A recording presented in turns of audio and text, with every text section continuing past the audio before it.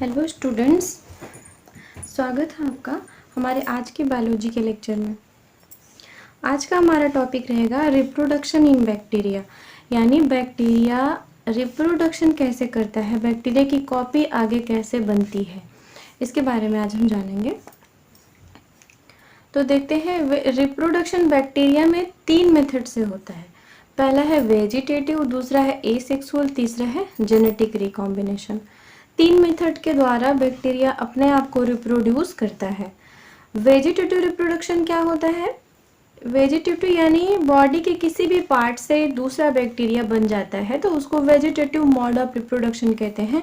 ये 2 टाइप से होता है, बाइनरी फिशन और बर्डिंग। अभी हम इसको डिटेल में देखेंगे क्या होता है बाइनरी फिशन और बर्डिंग। दूसरा है एसेक्सुअल रिप्रोडक्शन। एसेक्सुअल रिप्रोडक्शन और वेजिटेटिव कहीं कहीं पे एक साथ ही दिया रहता है। तो एसेक्सुअल रिप्रोडक्शन में बैक्टीरिया क्या करता है, जब उसकी एडवर्स कंडीशन आती है, जब उसकी कंडीशन सूटेबल नहीं होती है उसके लिए, उस टाइम पे बैक्टीरिया अपने आप को सरवाइव करने के लिए, जिंदा रखने के लिए एक कवर बना लेता है, कैप्सूल की एक लेयर, उसके जेनेटिक मटेरियल के ऊपर कैप्सूल की एक लेयर बन जाती है जिससे उसके ऊपर हीट और टेम्परेचर का कोई असर नहीं पड़ता है, उस एडवर्स कंडीशन का कोई असर उसके ऊपर नहीं पड़ता है। उस टाइम में बैक्टीरिया की सारी बॉडी डिस्ट्रक्चर हो जाती है, लेकिन उसका जेनेटिक मटेरियल उस कैप्सूल के अंदर सेफ रहता है और उसी को कहते हैं एंडोस्पोर। फिर जब कंडीशन सूटेबल होती है तो वो एंडोस्पोर से बाहर आता है और फिर से वो बैक्टीरिया वेजिटेटिवली रिप्रोड्यूस करता है।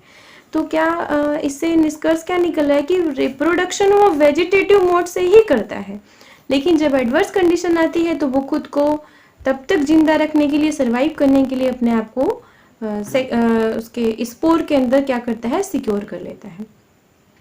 तो जो एंडोस्पोर होता है वो हाईली रेजिस्टेंट होता है हीट और टेम्परेचर से, तो इसलिए वो उसका जेनेटिक मटेरियल उसके अंदर क्या होता है, सुरक्षित रहता है। तीसरा मोड ऑफ न्यूट्रिशन रिप्रोडक्शन जो है वो है जेनेटिक रिकॉम्बिनेशन, या इसको सेक्सुअल रिप्रोडक्शन भी कहते हैं। सेक्सुअल रिप्रोडक्शन इसलिए कहते हैं कि इसमें बैक्टीरिया के जेनेटिक मटेरियल का क्या होता है, ट्रांसफर होता है, रिकॉम्बिनेशन होता है, दोबारा से दूसरी चीज बनती है। यानी बैक्टीरिया इस मोड से बैक्टीरिया अपने जेनेटिक और फेनेटिक दोनों में चेंजेस लाता है। तो ये तीसरा मोड ऑफ न्यूट्रिशन रिप्रोडक्शन हुआ, जेनेटिक रिकॉम्बिनेशन। जेनेटिक रिकॉम्बिनेशन फिर 3 तरीकों से होता है। पहला है ट्रांसफॉर्मेशन, दूसरा है कॉन्जुगेशन, तीसरा है ट्रांसडक्शन। तो 3 तरीकों से बैक्टीरिया अपने जेनेटिक मटेरियल में चेंजेस ला सकता है। ट्रांसफॉर्मेशन की प्रोसेस सबसे पहले खोजी थी ग्रिफिथ जी ने स्ट्रेप्टोकोकस निमोनी में। कॉन्जुगेशन दूसरा मोड ऑफ रिप्रोडक्शन है जेनेटिक रिकॉम्बिनेशन का, जिसकी खोज की थी लेडरबर्ग एंड टैटम ने ई कोलाई में। तीसरा मोड ऑफ रिप्रोडक्शन है ट्रांसडक्शन, जिसकी खोज की थी Zinder and Lederberg salmonella typhi में। ये आपको साइंटिस्ट के नाम याद रखने होंगे एग्जाम के पॉइंट ऑफ व्यू से, ये बहुत ज़रूरी है। तो फिर से देख लेते हैं। ट्रांसफॉर्मेशन ग्रिफिथ ने खोजा था स्ट्रेप्टोकोकस निमोनी में, कॉन्जुगेशन खोजा था लेडरबर्ग टैंटम ने ई कोलाई में, ट्रांसडक्शन खोजा था जिंडर एंड लेडरबर्ग ने साल्मोनेला टाइफी में। अब हम बात कर लेते हैं डिटेल में वेजिटेटिव रिप्रोडक्शन के बारे में।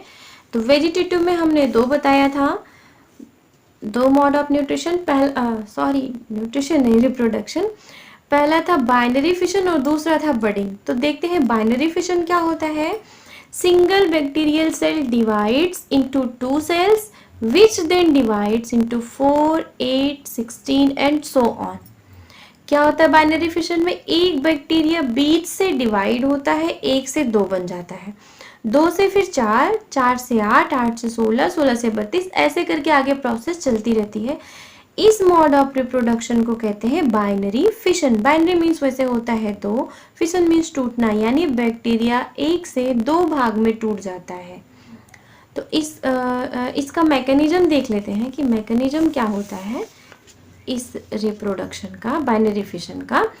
तो इसमें ये बैक्टीरिया है, ये मीसोसोम, आपको पता होगा बैक्टीरिया का स्ट्रक्चर अगर आपने पढ़ा होगा मेरे प्रीवियस लेक्चर में, तो उसमें मीसोसोम बताया गया है। क्या है? प्लाज्मा मेम्ब्रेन की इनफोल्डिंग होती है जो मीसोसोम का रूप बना लेती है, जो माइटोकॉन्ड्रिया का ही वर्क करती है। इसमें माइटोकॉन्ड्रिया के एनालॉगस होती है वो मीसोसोम। तो इसका जेनेटिक मटेरियल जो इसका जीनोम है बैक्टीरिया का, वो मीसोसोम से क्या होता है? अटैच होता है। और फिर क्या होता है? यहाँ पे डुप्लीकेशन ऑफ क्रोमोजोम हो रहा है, क्रोमोजोम इससे अटैच होके दो में क्या हो रहा है? दो बन जा रहा है, उसका डुप्लीकेशन हो रहा है क्रोमोजोम का।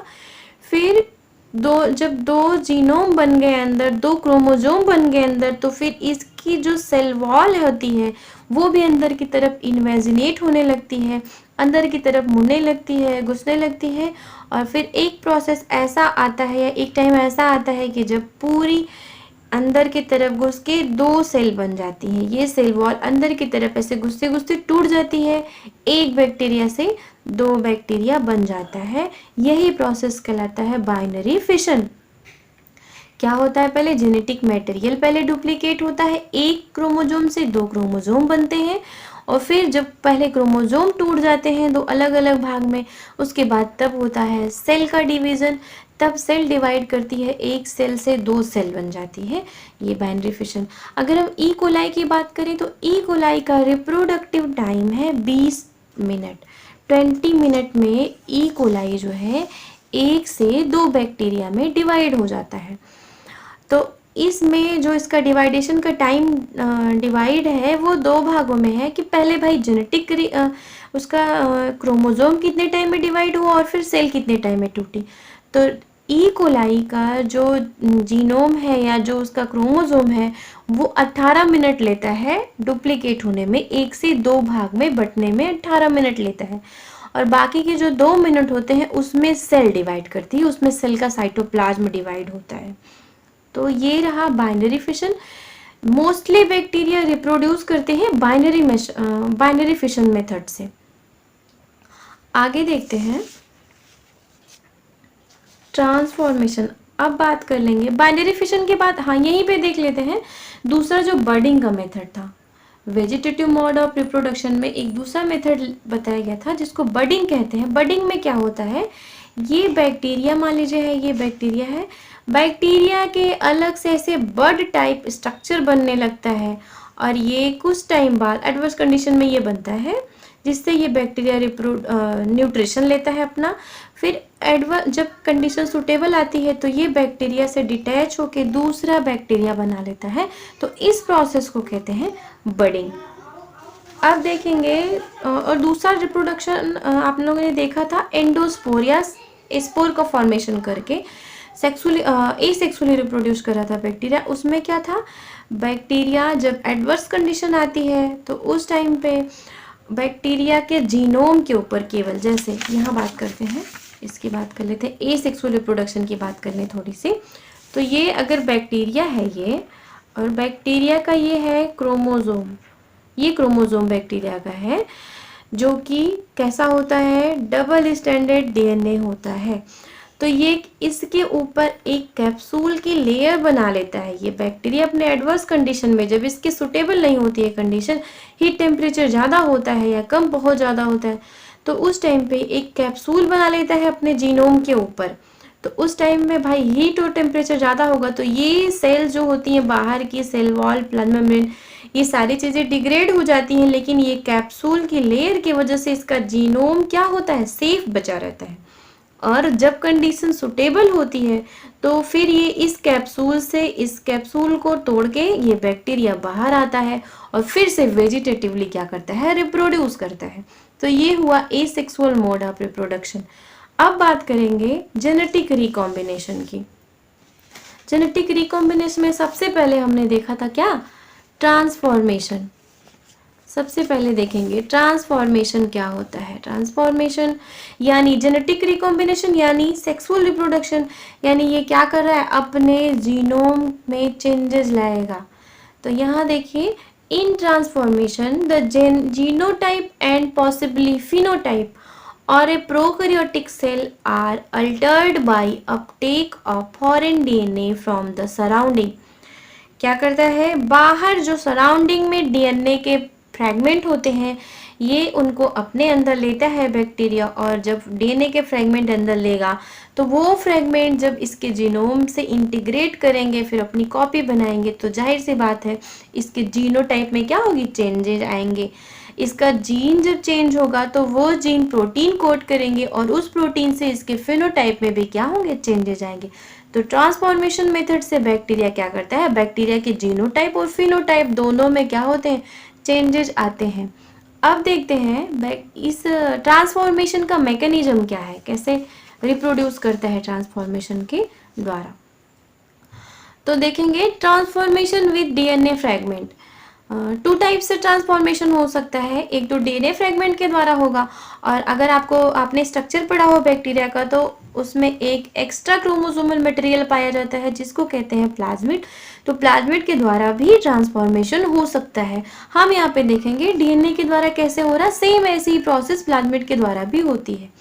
तो क्या हो रहा है यहाँ पे डीएनए फ्रेगमेंट कुछ एनवायरनमेंट में है जो बैक्टीरिया के टच में जब आते हैं तो बैक्टीरिया क्या करता है, उनको अपने अंदर ले लेता है। अपटेक ऑफ डीएनए, यहाँ डीएनए देखिए, ये डीएनए के फ्रेगमेंट बाहर दिखाए जा रहे हैं, यहाँ पे डीएनए के फ्रेगमेंट को बैक्टीरिया ने अपने अंदर ले लिया है, और ये जो पर्पल कलर से बना हुआ है ये बैक्टीरिया का अपना जीनोम है, ये फॉरेन डीएनए पार्टिकल है। यहाँ दूसरे स्टेप में फॉरेन डीएनए पार्टिकल बैक्टीरिया के अंदर आ चुका है और इसका जीनोम अभी वैसे ही है। फिर क्या होगा भाई, ये डीएनए अंदर आएगा तो इसमें एक खासियत होती है कि ये क्या करेगा, इसके क्रोमोजोम से या इसके जीनोम से या बैक्टीरिया के जीनोम से क्या करेगा, इंटीग्रेट करेगा, जुड़ जाएगा। तो अब ये यहाँ पे इसके साथ क्या हुआ, जुड़ गया, इसके जीनोम के साथ यहाँ पे जुड़ गया। ये देखिए, ये ब्लू कलर वाली जो है ये फॉरेन डीएनए पार्टिकल है, पर्पल कलर वाला इसका अपना खुद का क्या है, जीनोम है। यहाँ पे अब भाई जब ये डीएनए इसके साथ जुड़ा तो जाहिर सी बात है ये डीएनए कुछ जीन लेके आया होगा अपने अंदर, और ये जीन जब इसके साथ जुड़ेगा तो इसको जीनोटाइप चेंज हो जाएगा इस बैक्टीरिया का। मान लीजिए अगर ये कैप्सुलेटेड बैक्टीरिया नहीं हो, ये वाला बैक्टीरिया अगर कैप्सुलेटेड नहीं है और ये जो डीएनए पार्टिकल था जिस बैक्टीरिया का था वो बैक्टीरिया कैप्सुलेटेड रहा होगा, तो इस बैक्टीरिया इस जीन या इस डीएनए फ्रेगमेंट के अंदर वो जीन होंगे जो कैप्सूल कोट करेंगे। तो अब ये डीएनए इसके साथ जुड़ चुका है, इस क्रोमोसोम के साथ जुड़ चुका है, तो ये जीन भी रेप्लिकेट करेंगे और ये फिर प्रोटीन बनाएंगे जिससे कैप्सूल का फॉर्मेशन इस अनकैप्सुलेटेड बैक्टीरिया के अंदर भी होने लगेगा। तो आया ना, इसके जीनोटाइप में भी चेंज आया और इसके फिनोटाइप में चेंज आया। और ये जो अब ये सेल पूरी बनेगी, बाहर के डीएनए को अपने अंदर लेके जो सेल बनेगी उस सेल को कहेंगे ट्रांसफॉर्म्ड सेल, या ये स्टेबल ट्रांसफॉर्मेशन यहाँ पे हो गया। फिर से देख लेते हैं एक बार, फॉरेन पार्टिकल या बाहर किसी बैक्टीरिया का डीएनए एनवायरनमेंट में है, बैक्टीरिया उसको दूसरा बैक्टीरिया, होस्ट बैक्टीरिया जिसको कहते हैं, वो उसको अपने अंदर लेता है।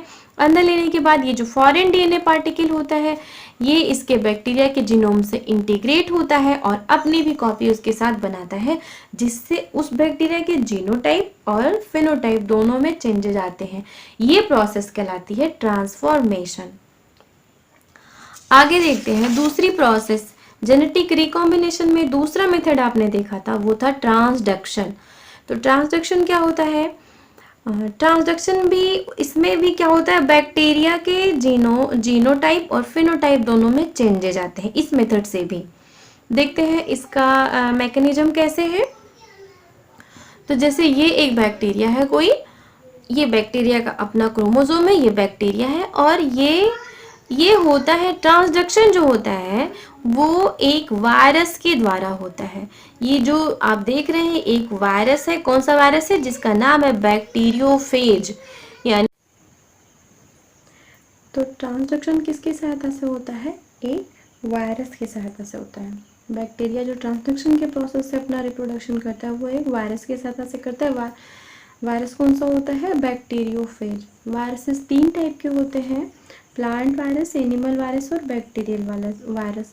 प्लांट वायरस यानी प्लांट को इन्फेक्ट करने वाला वायरस, एनिमल वायरस यानी एनिमल को इन्फेक्ट करने वाला वायरस, और बैक्टीरिया को इन्फेक्ट करने वाले वायरस को या तो हम बैक्टीरियल वायरस कहते हैं या तो उसको बैक्टीरियोफेज कहते हैं। ये कई टाइप्स का होता है। तो यहाँ देखेंगे हम कि कैसे रिप्रोडक्शन ट्रांसडक्शन की प्रोसेस कैसे हो रही है, मैकेनिज्म देखते हैं इसका। ये एक बैक्टीरियल सेल है और ये बैक्टीरियल सेल का अपना जीनोम है, बैक्टीरियल क्रोमोसोम है ये। और ये क्या है, ये फेज है, फेज वायरस या बैक्टीरियोफेज है ये।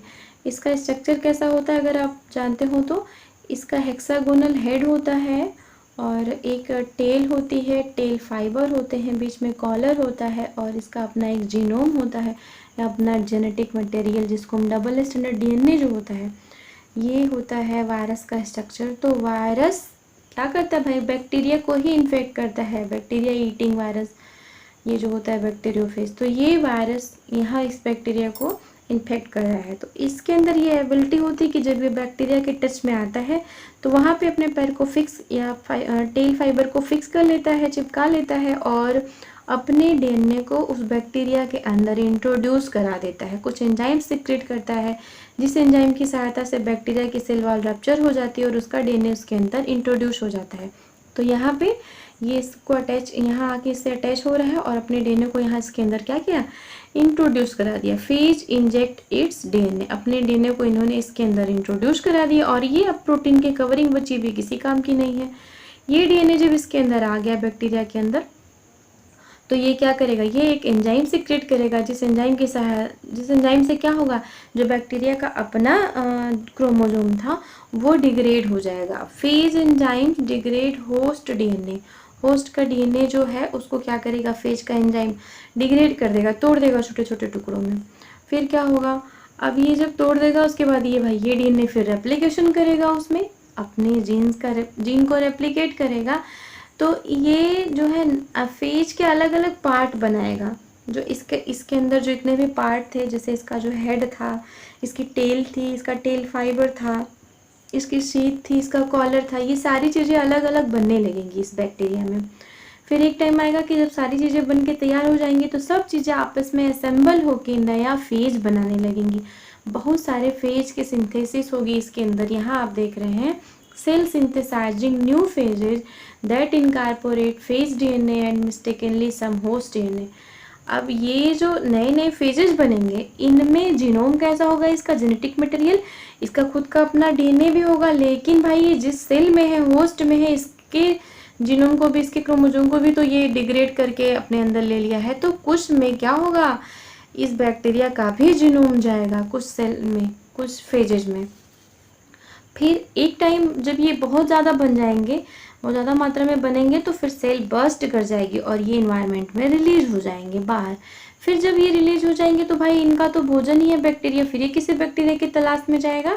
रिलीज होने के बाद फिर जैसे यहाँ पे एक, इसी से एक यहाँ लिया गया है, ये यहाँ पे आया, फिर दूसरे बैक्टीरिया को इसने इन्फेक्ट किया, दूसरे बैक्टीरिया के टच में आएगा और ये अपना डीएनए इसके अंदर इंट्रोड्यूस करा देगा। लेकिन ये डीएनए कैसा होगा, ये ट्रांसड्यूस डीएनए होगा क्योंकि ये बैक्टीरिया में बना हुआ है। तो इस बैक्टीरिया के भी कुछ जीनोम या कुछ जीन्स इस डीएनए के अंदर रहेंगे, तो इसलिए इसको ट्रांसड्यूसिंग फेज कहते हैं। और ये जब इस डीएनए को अपने दूसरे रेसिपिएंट सेल में जब इंट्रोड्यूस करा देगा तो फिर ये दूसरे सेल में जाके क्या करेगा, ये डीएनए ये जाके इसके बैक्टीरिया के जीनोम से या बैक्टीरिया के क्रोमोसोम से क्या करेगा, इंटीग्रेट होगा और वहाँ पे अपनी कॉपी बनाएगा। अब इस बैक्टीरिया में जब रेप्लिकेशन होगा डीएनए का तो यहाँ पे क्या होगा, भाई इसका तो अपना जीनोम रेप्लिकेट हो ही रहा है, लेकिन इसका वाला भी जीनोम जो क्या कंटेन किया हुआ है, इसके कैरेक्टर को भी लिए हुआ है, ये भी यहाँ पे क्या होगा, रेप्लिकेट होगा। तो ये बैक्टीरिया क्या होगा,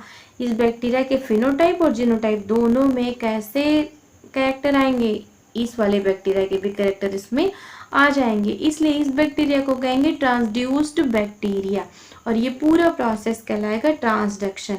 क्या हो रहा है, मैंने जेनेटिक रिकॉम्बिनेशन या सेक्सुअल रिप्रोडक्शन में ही बताया कि यहाँ पे बैक्टीरिया रिप्रोड्यूस करके कॉपी नहीं बना रहे अपने टाइप की, कॉपी तो वो बनाएगा उसी से, बाइनरी फिशन से ही बनाएगा। लेकिन यहाँ इन तीनों मेथड से क्या करता है, वो जीनोम यानी जीनोटाइप और फिनोटाइप में अपने चेंजेस लाता है। तो यहाँ पे अब ये जो बैक्टीरिया हुआ इसका भाई जीनोटाइप चेंज हो जाएगा और जीनोटाइप चेंज होगा तो फिनोटाइप भी चेंज हो जाएगा।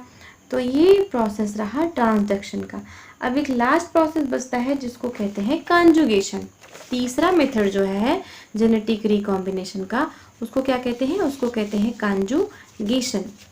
तो कॉन्जुगेशन क्या होता है ये हम देखते हैं। चलिए, कॉन्जुगेशन जो होता है पहले थोड़ा सा जानते हैं कि ये अपने सेम स्पीसीज में ही हो सकता है। बैक्टीरिया की सेम स्पीसीज अगर है तभी उन दोनों बैक्टीरिया के बीच में कॉन्जुगेशन की प्रोसेस होगी। और किसकी सहायता से होती है ये, जो बैक्टीरिया का सरफेस अपेंडेज पाया जाता है जिसको सेक्स पाइली कहते हैं, उसकी सहायता से होता है। थोड़ा सा आपको रिकॉल करा दे, सेक्स पाइली क्या होता है। बैक्टीरिया के सरफेस पे 3 अपेंडेजेस पाए जाते हैं। पहला होता है फ्लैजिला, दूसरा होता है पाइली, तीसरा होता है फिम्बरी। फ्लैजिला का वर्क क्या होता है, लोकोमोशन। फिम्बरी का वर्क होता है अटैचमेंट। और पाइली का वर्क होता है, इसको हम सेक्स पाइली से याद कराए थे। पाइली का वर्क होता है जब दो बैक्टीरिया साथ में आते हैं तो वो बीच में मेटिंग ब्रिज बनाता है या कॉन्जुगेशन ट्यूब बनाता है। तो जो कॉन्जुगेशन का प्रोसेस है वो पाइली की सहायता से ही पूरा होता है। तो ये होता है सेम स्पीसीज के बैक्टीरिया में। जैसे देखिए आप यहाँ पे फिगर में देख पा रहे होंगे कि 2 बैक्टीरिया साथ में जुड़ रहे हैं और एक मेटिंग ब्रिज बन रहा है जिसकी सहायता से कॉन्जुगेशन होगा। होता कैसे, देखिए यहाँ पे F+ सेल है, ये डोनर सेल है, और ये F- सेल है, इसको रेसिपिएंट कहते हैं। F वर्ड लिया गया है फर्टिलिटी से, यानी जिसके पास F प्लाज्मिड प्रेजेंट होता है उस सेल को कहते हैं F सेल या डोनर सेल। इस F प्लाज्मिड की खासियत क्या होती है कि ये सेल जो होती है, ये बैक्टीरिया जो होता है F+, ये अपने F प्लाज्मिड को दूसरे सेल में इंट्रोड्यूस करा सकता है। तो इसने क्या किया, यहाँ पे F प्लाज्मिड को दूसरे सेल में क्या किया, देखिए ये माइनस है, इसके पास नहीं है, ये डोनर है, इसके पास है, तो इसने यहाँ पे इसमें इंट्रोड्यूस करा दिया। इंट्रोड्यूस कराने के बाद अब यहाँ पे आप देख पा रहे होंगे अगर, तो यहाँ पे इन दोनों सेल के पास क्या है, F प्लाज्मिड प्रेजेंट है, यानी दोनों सेल F+ सेल हो गई।